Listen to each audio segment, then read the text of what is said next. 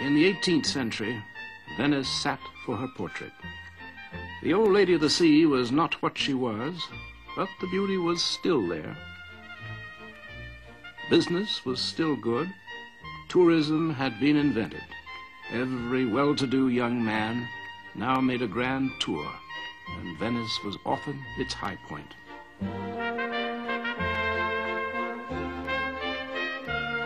But in the new age of Rousseau and Voltaire and Jefferson, Venice was no longer relevant, except as an artifact. Yet it still had a form of government that intrigued the thinkers of the so-called Age of Reason. As the Venetian Republic was drawing to its close, the American Republic was being born. And here is the first communication from the new American Republic to the old Venetian Republic. It's dated 1784. And it begins, "The United States of America in Congress assemble, judging that an intercourse between the said United States and the most serene Republic of Venice, founded on the principles of equality, reciprocity, and friendship, may be of mutual advantage. On the 12th day of May, has issued the commission, etc., etc." And the three commissioners, American commissioners who are in Paris, request good relations between the two countries and, naturally, trade. And here are the signatures of the American commissioners. The first is John Adams, the second is Benjamin Franklin, and the third is Thomas Jefferson. The Venetian ambassador in Paris very nicely sent it on here to Venice, to the archives, to the Foreign Office, and he made a translation, which is pretty good. However, the Venetian ambassador had the same trouble that most Americans did with the handwriting of Thomas Jefferson. So when he comes to put down the names of the commissioners, he gets John Adams correctly, he gets Benjamin Franklin correctly, but poor Thomas Jefferson becomes John Jestinen.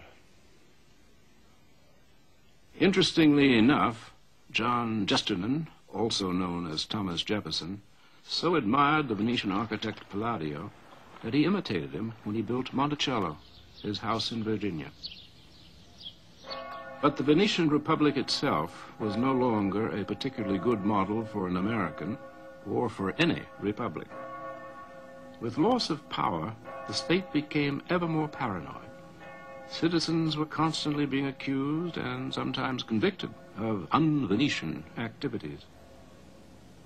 Here we see the government of the day through the eyes of perhaps the worst painter that Venice was ever to produce, Gabriele Bella. The government of a republic that was beginning to lose its nerve.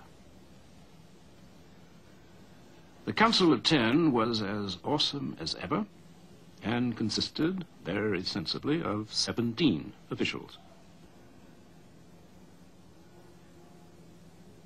The three inquisitors. Their official task was to prevent the theft of state secrets. In practice, they decided which of the accused should live and which should die. Or, as the Venetians used to whisper, the 10 send you to the torture chamber. The 3 send you to your grave. These are the files of the Inquisition for the year 1755.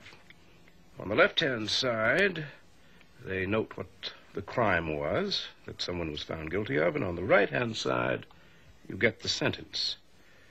Here is one Giacomo Casanova has been found guilty of acts against the holy religion, which actually means that he had introduced 2 young noblemen to Freemasonry. The Inquisition finds Giacomo Casanova guilty, and they sentence him to 5 years in prison under the piombi. These are the leads, the roof of the ducal palace.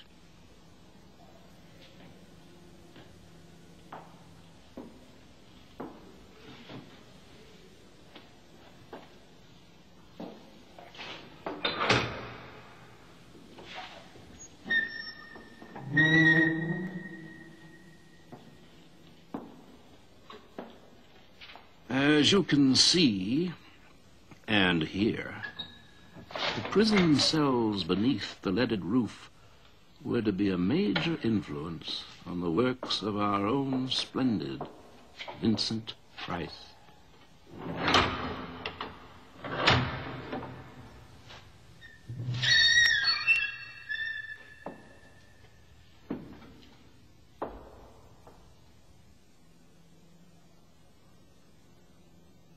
When Balzac saw Casanova's cell, he said, well, all in all, he had seen apartments in Paris that were a lot worse.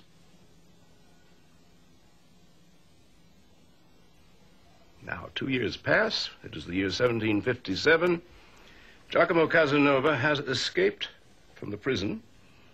And here's a description in the left-hand corner of how he escaped with a priest, and how they walked over the roof of the building of the ducal palace. Then it goes on to say that this is all the fault of the prison warden. And the prison warden, a gentleman called Basadona, is now sentenced himself to 10 years in his own prison, only unlike Casanova, he is not under the eaves, he's down in the dungeons. One thing about the Inquisitors, they played hard ball.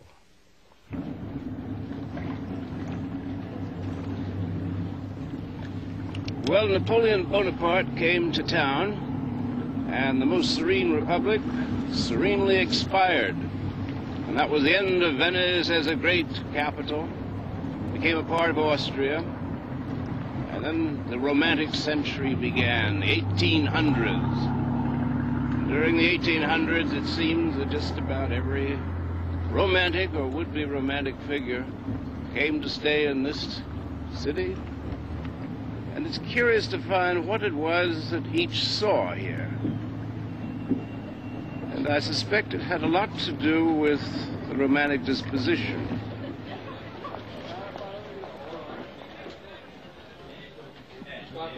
Originally an old palace, the Daniele was and is a favorite hotel for celebrated romantics. The 19th century was the first century to develop and cultivate a sense of the past. The cult of old things was everywhere the rage, and what was older and more picturesque than Venice? Charles Dickens arrived here at night. When he looked out this window the next morning, he said, inventive as always, no words can describe the freshness of the air, the sparkling of the water under the rays of the sun that shines in the clear blue sky. You can tell that Dickens was paid handsomely by the word, and no word ever failed him. But what Dickens saw and felt, people still think they see and feel in Venice. In that most romantic of all centuries, the 19th, the agony of the romantics was best enacted, so they thought, in Venice, the perfect setting for their dramas. Henry James said that Venice is the repository of consolations, an ideal place for someone with a broken heart or someone looking for a heart to break. The most romantic figure of the century, Lord Byron, wrote a good deal of his poem Don Juan here, in between long rovings into the night in search of girls.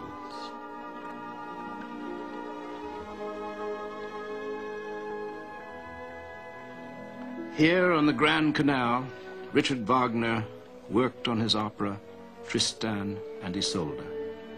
And here, Wagner died.